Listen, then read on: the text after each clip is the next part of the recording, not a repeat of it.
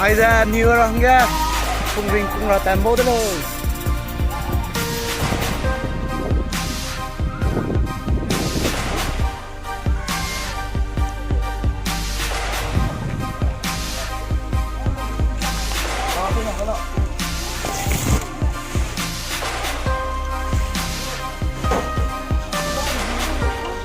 Tôi sắp phê rồi, cùng mình vô tàn bố rồi sắp phê rồi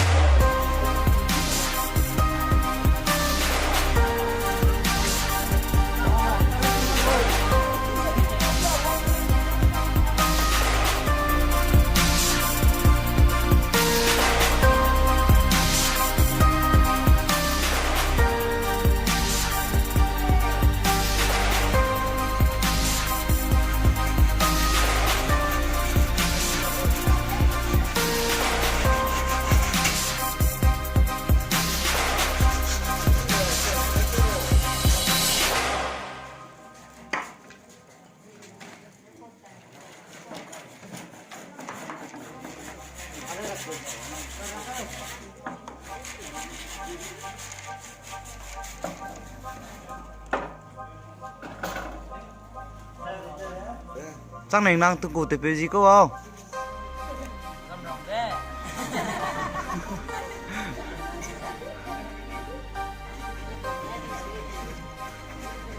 Dăm răng quay rồi cái gì từng cổ gì dăm răng thế làm ta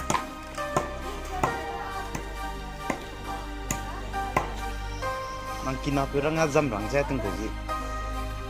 có xe năng làm nè làm nè có là tin cả năng được từng cổ gì thế dăm răng thế kina pirang nè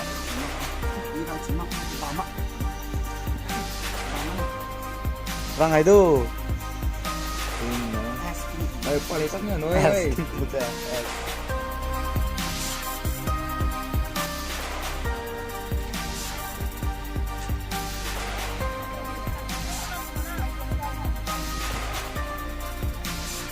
Ai pun juga kayu yang